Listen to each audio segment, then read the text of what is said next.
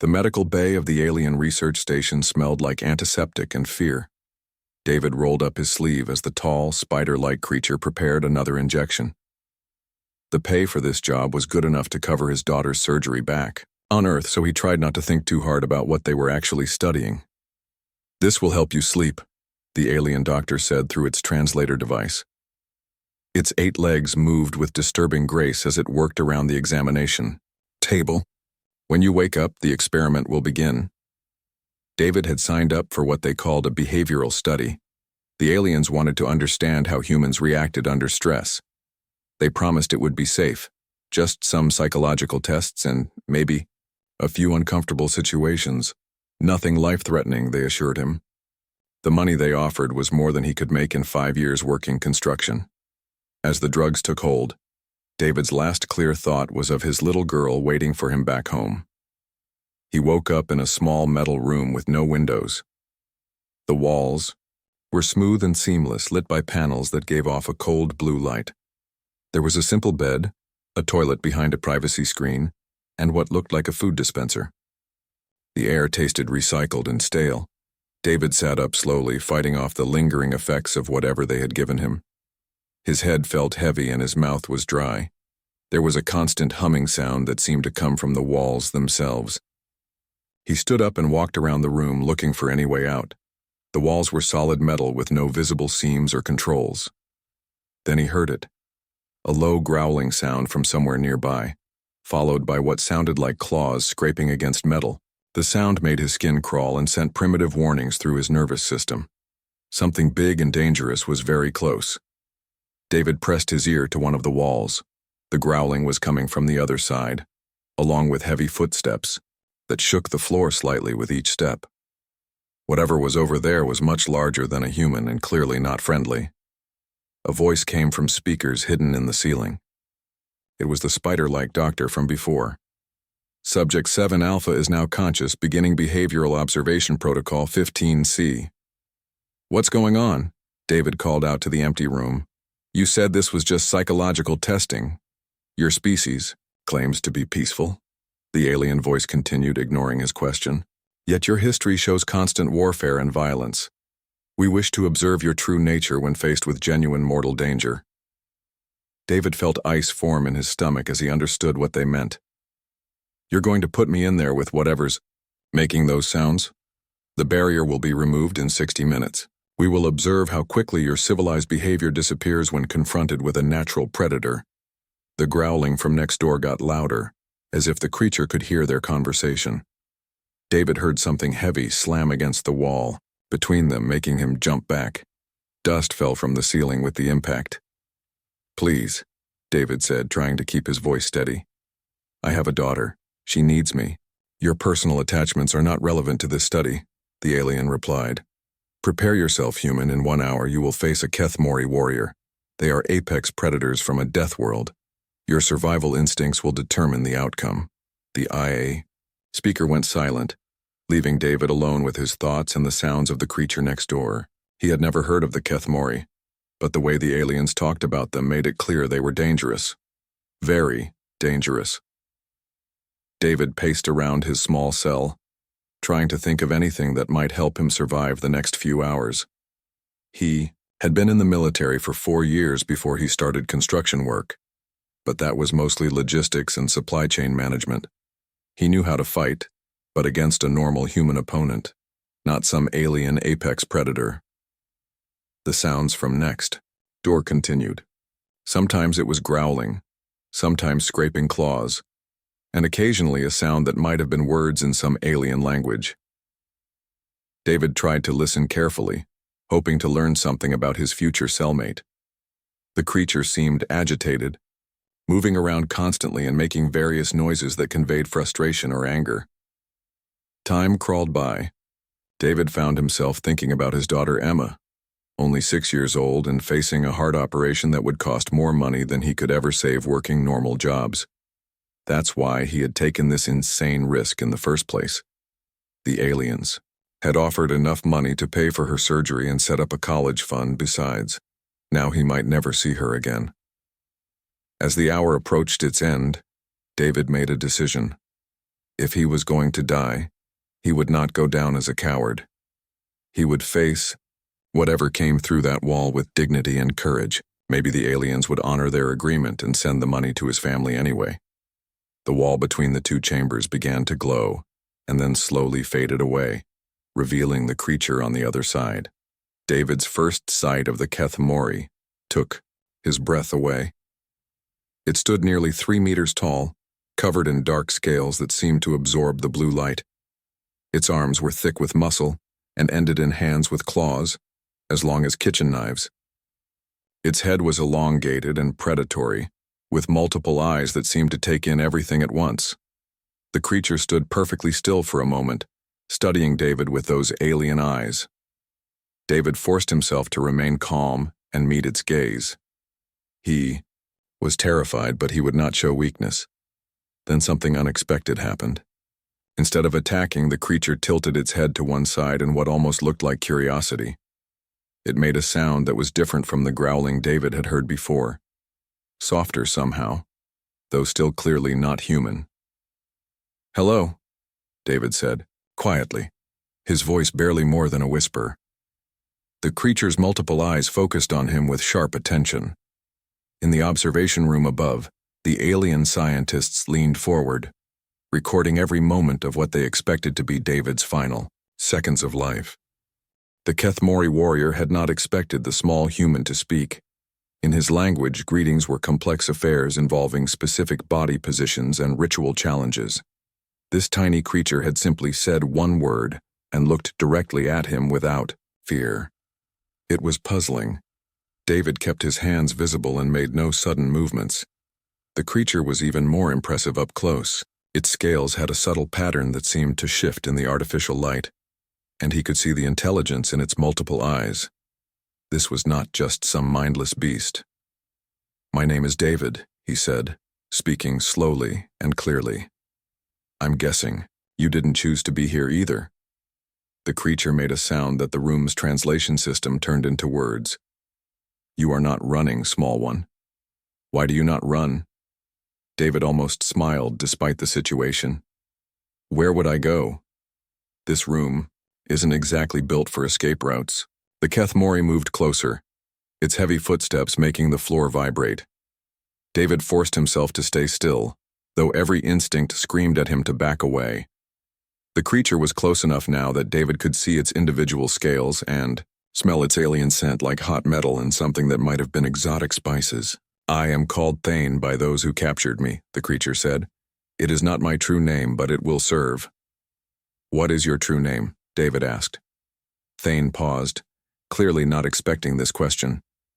"Among my people, names have power. They are not given lightly to strangers." "I understand," David replied. "Some things are too important to share with just anyone." The alien scientists watching from above were recording everything with growing confusion. Their behavioral models predicted that the human should have either died or begun fighting desperately by now. Instead, he was having a conversation with one of the galaxy's most feared predators. "You have young," Thane said suddenly. It was not a question. David looked surprised. "How did you know?" "Your scent carries traces of a smaller human. Recent contact. You care for this young one." "My daughter Emma. She's 6 years old and needs an operation. That's why I'm here. The money they offered is enough to save her life." Thane's multiple eyes studied David with new interest. Among the Keth Mori, protecting the young was the highest duty. Any adult who would risk their life for a child deserved respect. "These aliens who captured us," Thane said, settling into a more relaxed position. "They expect us to fight. They want to study human violence." "Are we going to fight?" David asked. "Do you wish to fight me?" David considered this seriously. "No, you haven't threatened me, and fighting you would be stupid. You're 3 times my size with natural weapons. I can't match, plus you seem intelligent and reasonable." "Reasonable," Thane repeated, testing the word. "It has been long since anyone called me reasonable." "What did you do before they caught you?" Again, Thane seemed surprised by the question. "I was a teacher. I instructed young warriors in the arts of combat and survival. A teacher, David said with genuine interest. That's important work. How many students did you have? 43 younglings in my care. They would have been starting their advanced trials soon. Thane's voice carried sadness that the translator couldn't quite capture. Now they must face those trials without proper guidance. David felt a stab of sympathy. Here was a being who cared about his students the same way David cared about his daughter. They'll be okay, he said firmly. If you taught them well, they'll adapt. Teachers always worry about their students, but good teaching sticks. You speak as one who knows teaching. I help coach my daughter's soccer team, David explained. Not the same thing as training warriors, but kids are kids. They're tougher and smarter than adults give them credit for. Thane made a sound that might have been agreement. The young often surprise us with their strength. They sat in comfortable silence for a few minutes. David found himself relaxing despite the bizarre situation. Thane was nothing like what he had expected from the aliens' descriptions. Yes, he was clearly dangerous and built for combat. But underneath that was someone who cared about others and took his responsibilities seriously. David, Thane said eventually, what will you do when the sun cycle begins again? Sun cycle? When the lights return to full brightness, the watchers above will expect to see results from their experiment. David looked up at the observation windows, knowing the alien scientists were recording everything. I suppose we'll have to disappoint them. I'm not interested in hurting you, and you seem pretty reasonable yourself. This will anger them. They may try to force conflict between us. Then we'll deal with that together, David said without hesitation. Two thinking beings against a bunch of scientists with clipboards. I like our odds. Thane's multiple eyes focused on David with something that looked like respect. You would stand with me against your own kind? Those aren't my kind, David replied firmly. My kind are the people who care about others, people who protect children and teach important skills and try to do right by their communities. You sound more like my kind than they do. In the observation room above, the lead scientist was frantically reviewing his data. Nothing about this interaction matched their predictions or models. The human was not showing aggression or fear-based submission. Instead, he was treating the Kethmori as an equal, engaging in what appeared to be genuine social bonding. Sir, his assistant said nervously, should we intervene? Perhaps introduce a stressor to encourage the predicted behavior? The lead scientist considered this, then shook his head. No. Continue observation. We may be witnessing something unprecedented. Below, David and Thane continued their conversation, sharing stories about their worlds and their responsibilities. With each passing hour, they grew more comfortable with each other. David learned about Kethmori culture and their complex honor codes. Thane learned about human families and their fierce protective instincts. By the time the facility's artificial night began, they had developed something neither the scientists nor their behavioral models had anticipated: the foundation of genuine friendship between two beings who should have been natural enemies. The artificial night brought different challenges. The temperature in their shared cell dropped noticeably, and the lights dimmed to a level that made it hard for David to see clearly. Thane seemed unaffected by either change, but David found himself shivering in his thin jumpsuit. You are cold, Thane observed, his multiple eyes easily tracking David's movements in the dim light. I'll be fine, David replied, though his chattering teeth made him a liar. Human bodies aren't great at temperature regulation compared to most species. Thane moved closer, and David felt warmth radiating from the larger being's body. My kind generates much heat. Sit near me. David hesitated for a moment. The rational part of his mind still insisted that Thane was a dangerous predator, despite hours of peaceful conversation. But the cold was getting worse, and Thane's offer seemed genuine. Thank you, David said, settling down near Thane's massive form. The warmth was immediate and welcome. That's much better. Your species is fragile, Thane commented, but not unkindly. How do you survive in the wild places of your world? We're tool users, David explained. We make clothes, build shelters, create fire. We're not physically impressive, but we're good at solving problems. And yet you came here, knowing it was dangerous. David was quiet for a moment, thinking about his daughter. Sometimes you have to take risks for the people you love. Emma needs that operation, and this was the only way I could get the money. Fast enough. Thane made a low rumbling sound that David was learning to recognize as thoughtfulness. Among my people, such sacrifice for the young is the mark of true honor. You risked everything for a child who could not protect herself. Any parent would do the same. No, Thane said firmly. I have seen many species in my travels. Not all value their young as humans do. Some abandon the weak. Others use children as tools or weapons. Your species fights for every child, even those not of your own blood. David thought about the children's hospital where Emma was being treated, full of doctors and nurses who worked tirelessly for kids they had never met before. I guess we do. It doesn't feel special when you're doing it, just necessary. That is what makes it special. They talked through the night about their families and their worlds. Thane described the harsh beauty of the Kethmori homeworld, where massive predators roamed through crystal forests and the gravity was so strong that falling from a small height could break bones. David told stories about Earth's diversity, about oceans and mountains and the thousands of different environments humans had learned to live in. Your world sounds peaceful, Thane said when David described a sunset he had seen over a lake during a camping trip with Emma. Parts of it are. Other parts are dangerous in their own ways.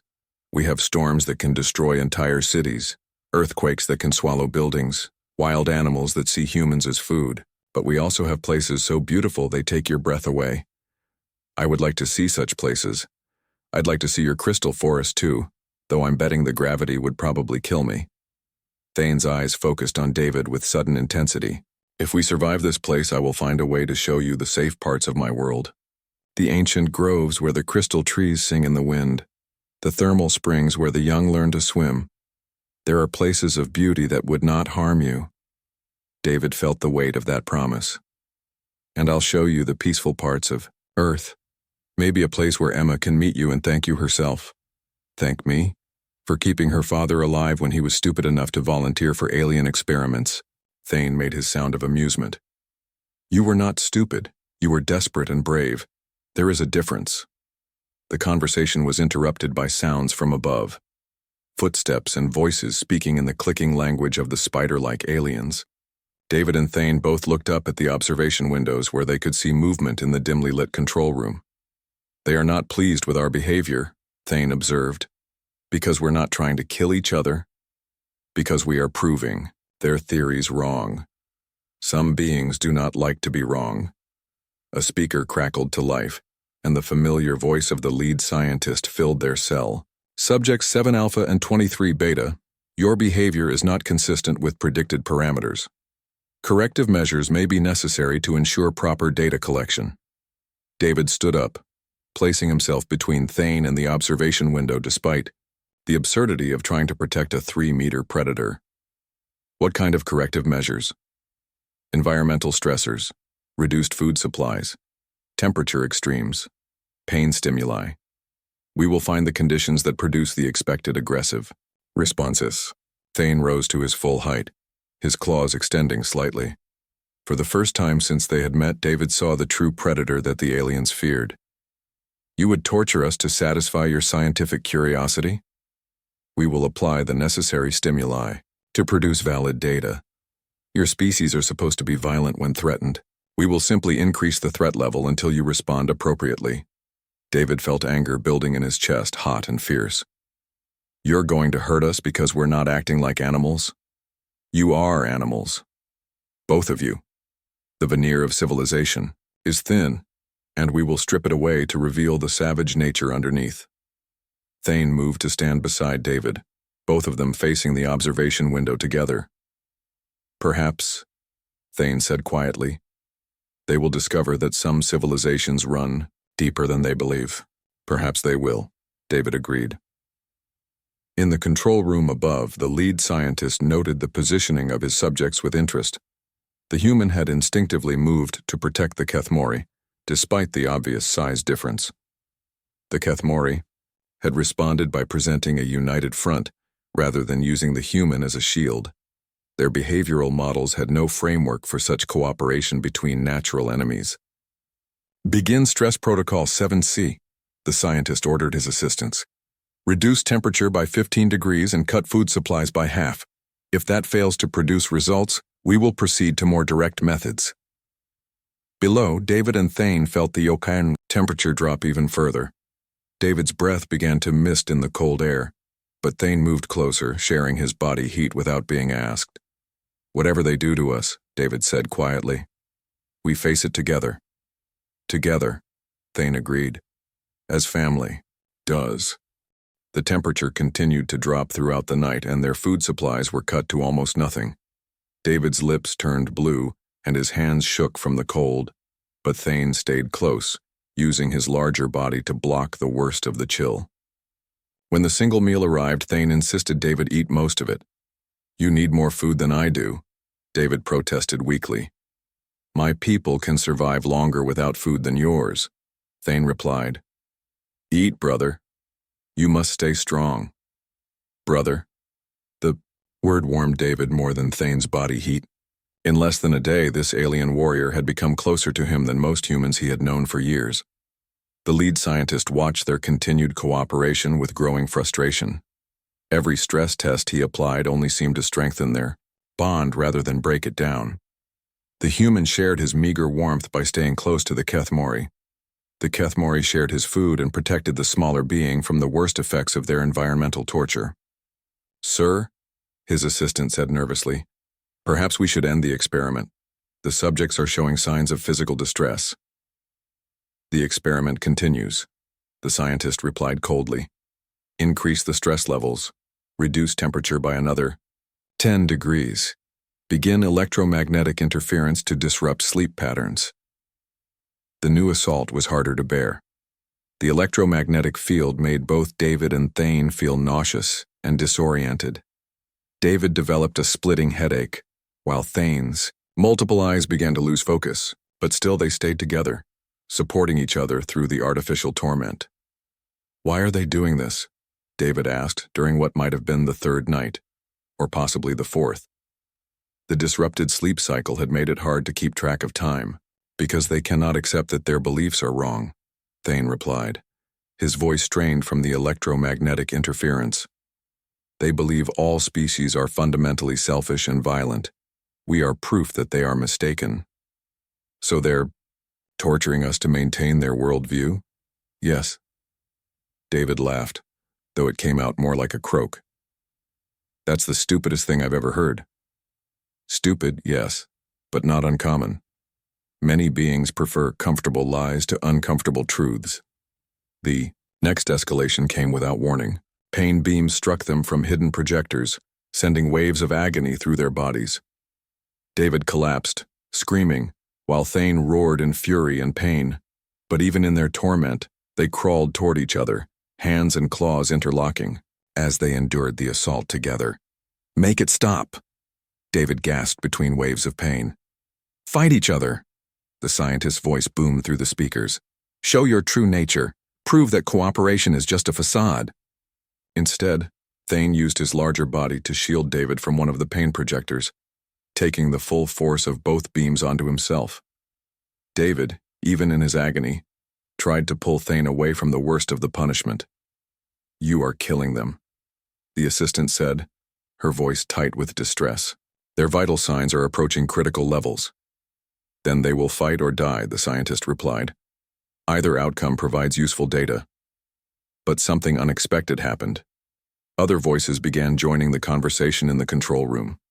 More aliens had arrived and they did not sound happy with what they were seeing. Dr. Vexhai, a new voice said with clear authority, you will cease this experiment immediately. Commander Sil Thresh, the lead scientist replied, I am conducting vital research into human behavioral patterns. The Council approved this study. The Council approved psychological observation, not torture. You are in violation of 17 different research ethics protocols. These subjects are proving resistant to standard stimuli. Extreme measures are necessary to achieve proper data. The only thing you are achieving is the destruction of 2 sapient beings. Terminate the pain, inducers immediately. The relief was instant and overwhelming. David and Thane collapsed together, gasping and shaking from the after effects of the torture. But they were still alive, still together, still unbroken. "Brother," Thane whispered, "are you injured?" "I'll live," David replied weakly. "You took the worst of it. Thank you. Family protects family." Above them, the argument continued. Commander Silthresh was clearly someone with authority, and she was not impressed with Dr. Vexhigh's methods or results. "In 18 hours of observation," she said icily, "you have documented the complete failure of every model and theory about human and Keth-Mori behavior. Instead of violence, you have recorded cooperation. Instead of betrayal, you have recorded loyalty. Instead of savagery, you have recorded sacrifice." "The data is contaminated," Dr. Vexhigh insisted. "These subjects are abnormal examples of their species. Or perhaps your theories are simply wrong." David and Thane listened to this exchange with growing hope. It sounded like someone with sense had finally taken charge of the situation. "Furthermore," Commander Silthresh continued, "you have violated the basic ethical principles that govern all research with sapient subjects. This experiment is terminated immediately. The subjects will receive medical attention and compensation for their suffering. But the research is worthless. You set out to prove that cooperation is impossible between natural enemies. Instead, you have documented the strongest interspecies bond I have ever witnessed. These two beings have formed a family relationship that survived torture. That is your data, Doctor." The lights in their cell began to brighten, and the temperature started to rise toward comfortable levels. Medical teams entered through doors that David hadn't even known existed, bringing food, water, and healing equipment. But David and Thane barely noticed the medical attention. They were focused on each other, checking for injuries, offering comfort and reassurance. The aliens treating them watched in fascination as the human and Keth-Mori continued to put each other's welfare before their own. "The human needs food and warmth," Thane told the medical team. "I can wait. The Keth-Mori needs treatment for the neural disruption," David insisted. "Those electromagnetic fields hit him harder than they hit me." Commander Silthresh observed this from the entrance, taking notes on a device David couldn't identify. She was a tall, graceful being with silver skin and large, intelligent eyes. "You have both suffered greatly," she said, approaching them slowly. "I apologize for the actions of my subordinate. This treatment was unconscionable. Just don't separate us," David said quickly. "Please, whatever happens next, let us stay together." "Of course," the commander replied, seeming surprised that this was even a question. "You are bonded family now. No ethical research facility would separate bonded subjects." Thane made his sound of relief and gratitude. "You understand the nature of our bond?" "I understand that I have witnessed something remarkable. Two beings from species that are supposed to be incompatible have formed a connection that survived conditions designed to break it. That is not data to be dismissed. That is data to be treasured." 6 months later, David stood on the observation deck of a passenger transport, watching the blue marble of Earth grow larger in the viewport. Beside him, Thane crouched in a specially designed harness that helped distribute his weight in the ship's gravity field. "Your home is beautiful," Thane said, his multiple eyes taking in every detail of the approaching planet. "So much water, so much green." "Wait until you see the mountains," David replied with a grin, "and the beaches. Emma is especially excited to show you the beach near our house."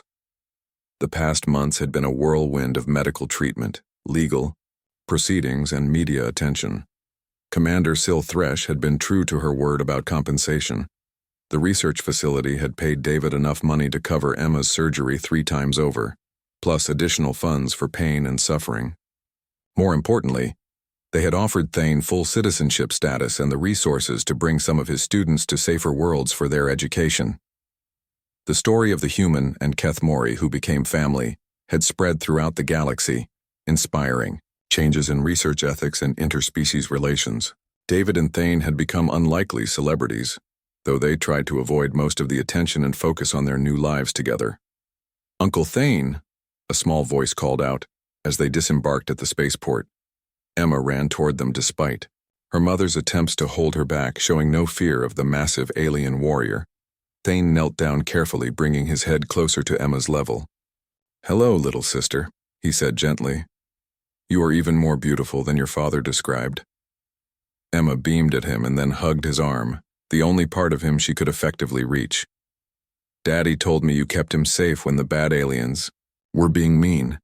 "Your father kept me safe too," Thane replied. "That is what family does." David's sister approached more cautiously, still amazed that her brother had returned from space with an alien brother, and enough money to secure their family's future for generations. "Thank you," she said simply to Thane. "Thank you for bringing him home." "There was never any question," Thane replied. "Where David goes, I go. Where I go, David goes. This is the way of family."